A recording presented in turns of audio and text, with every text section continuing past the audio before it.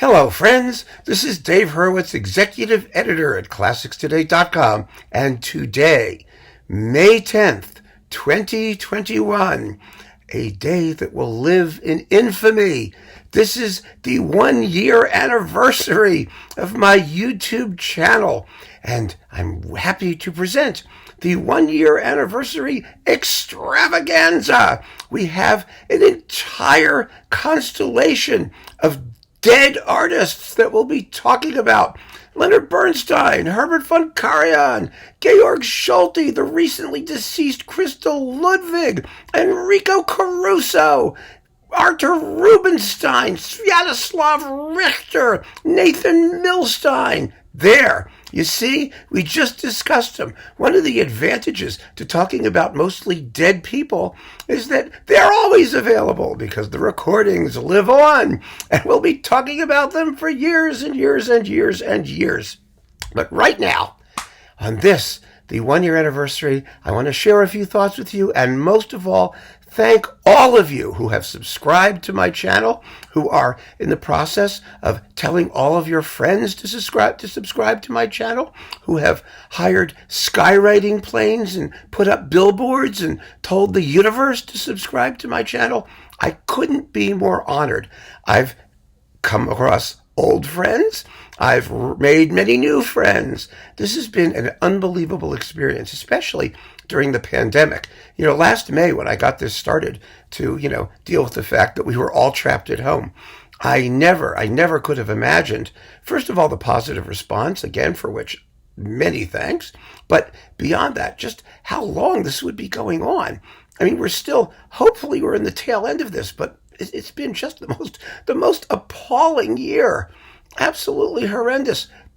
And, this has helped to keep me sane or keep me insane, depending on how you look at me. And I've gotten wonderful, wonderful words from all of you, or many of you, thanking me for doing this because it's helped to keep you sane and gotten you to listen to all kinds of music. And I mean, I couldn't be happier.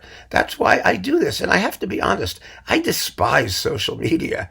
I mean, basically, I dislike it intensely. I think it's invasive and intrusive and obnoxious. And I can't stand the fact that people post things and don't use their real names, that they're a bunch of cowards as far as I'm concerned, and can say anything they want and get away with it. I mean, everything about it just makes me, it gives me a shudder. And so I did this with great trepidation. I really owe it to my partner who really pushed me to do this, because he said, you've got to wake up and join the 21st century and do something, video-wise, because you're kind of talkative and fun to listen to, he said. And so I said, well, okay. So I did it. And here we are a year later, almost 7,200 subscribers, and no sign of it ending. I'm having a blast. I really am. I have no intention of stopping. There's tons and tons and tons more stuff to talk about, and millions of ways we can talk about it. I'm thinking of starting a YouTube pay firewall section for those of you who are really hardcore and want to come up with a couple bucks a month. And maybe I could actually make enough of a living off of this to try and do it more full time. I don't know. I mean, there are limitless possibilities, and I'm turning 60 in a few months. So it's nice to know at that point that those possibilities are there. And so now I would just like to take this time, now that we've talked about the dead people and I've given you my thoughts on social media and the universe, I want to tell you a little story.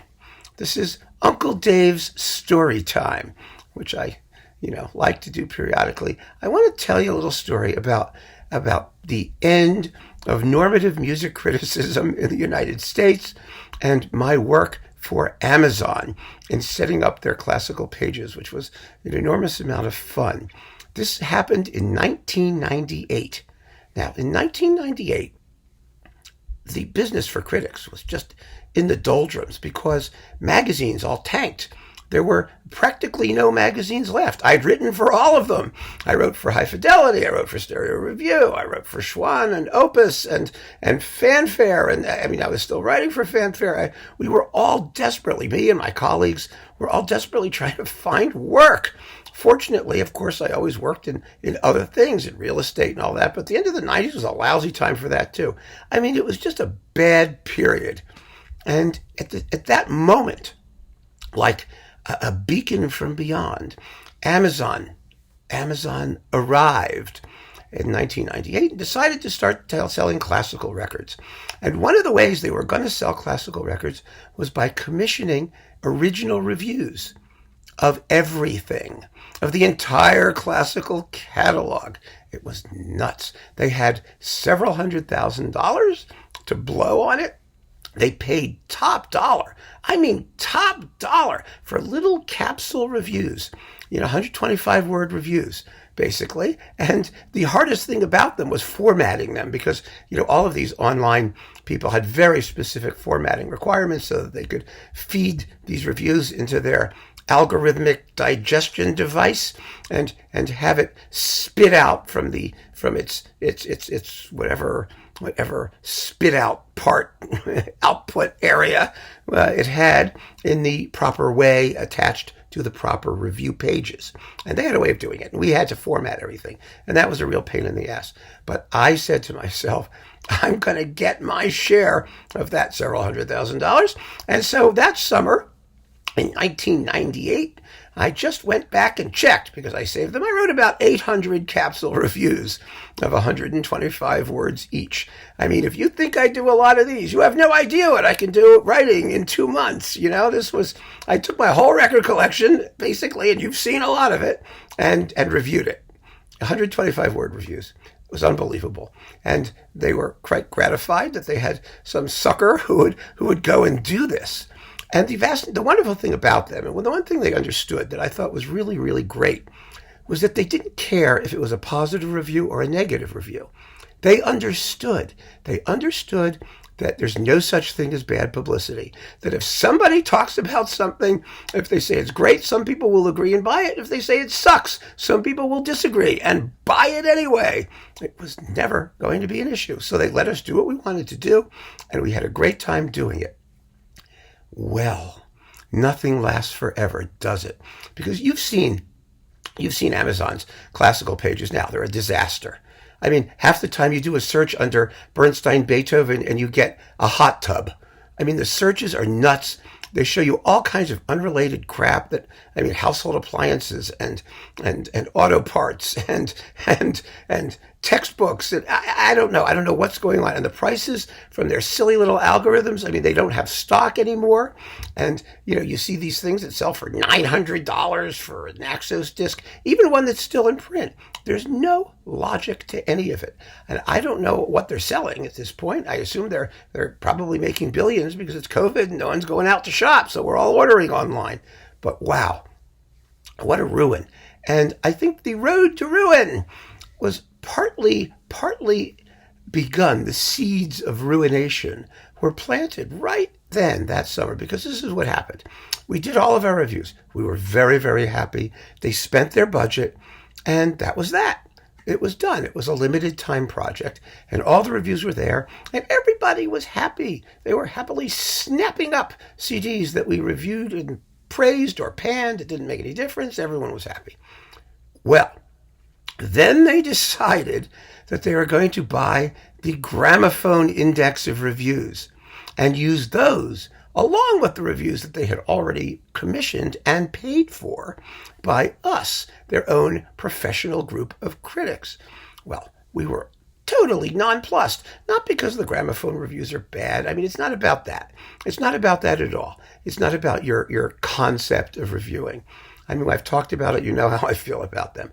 The bottom line was, if you paid for somebody to express a professional opinion, you have to stand by the opinion. You have to support it.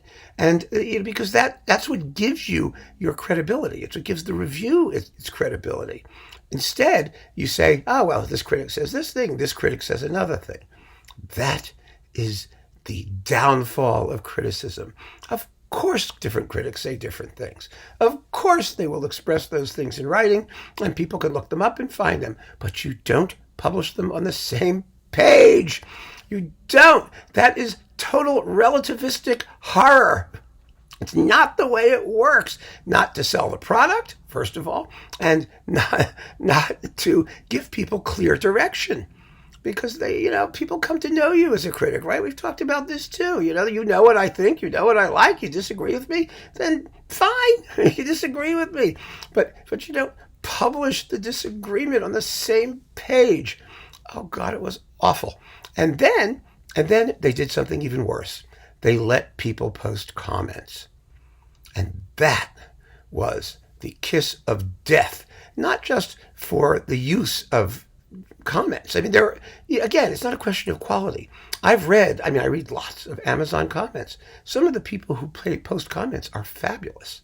Absolutely fabulous. There's a guy who contributes here, Mr. Fowler. You know who you are, Mr. Fowler, who does superb research into the contents of these huge box sets and published lists. It must do tremendous amount of work. I don't have any problem with any of that. I fully credit informational stuff.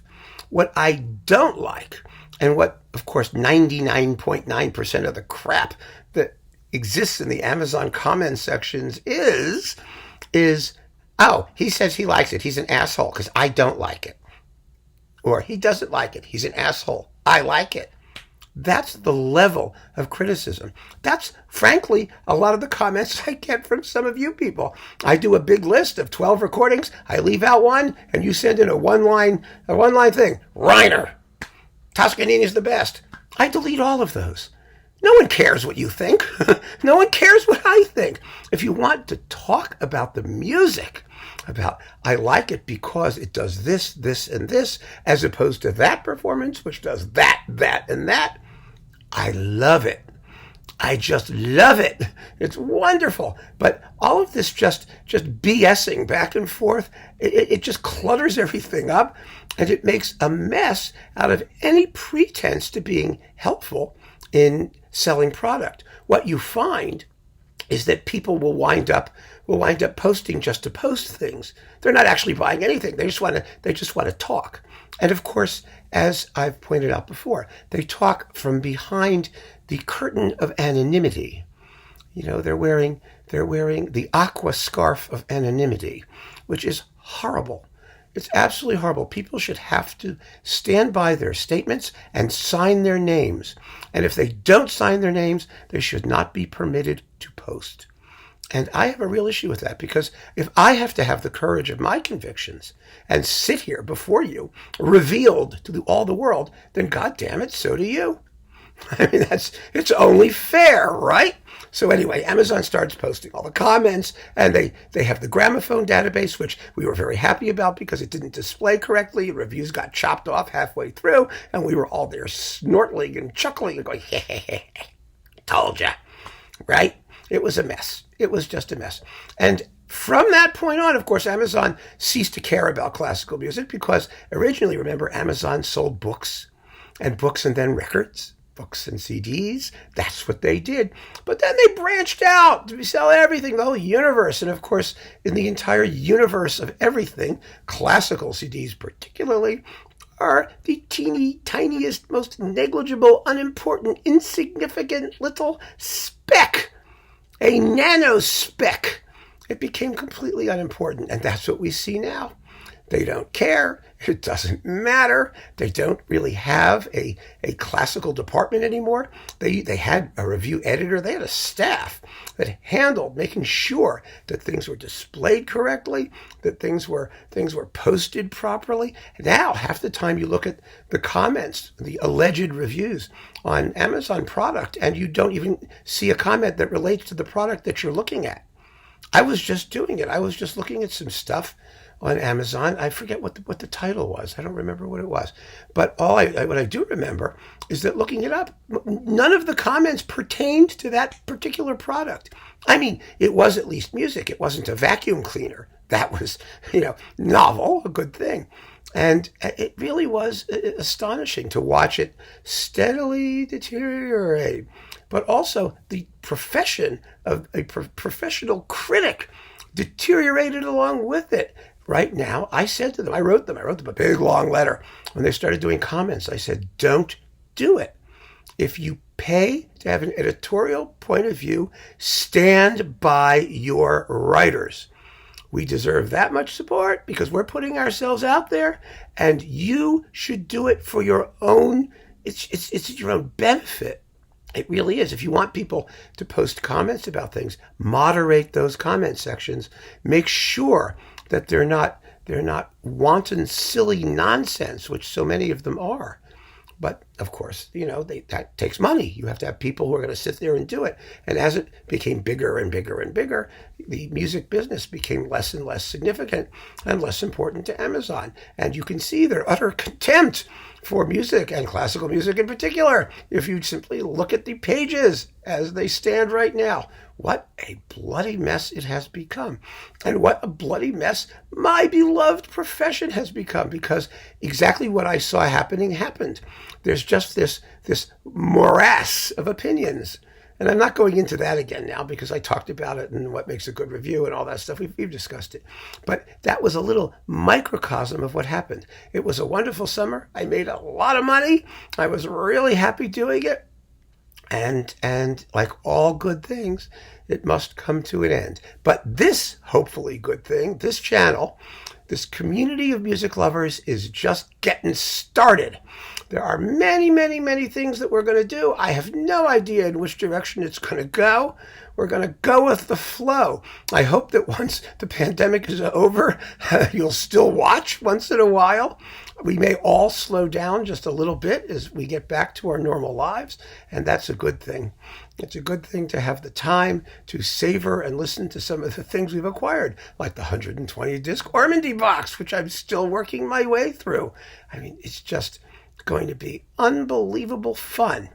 And I want to take this time once again to thank you all for joining me, for keeping me sane, as I said, for letting us all share this wonderful love that we have of music, of classical music particularly, but I think music more generally, and having an opportunity to create something which I think is kind of special.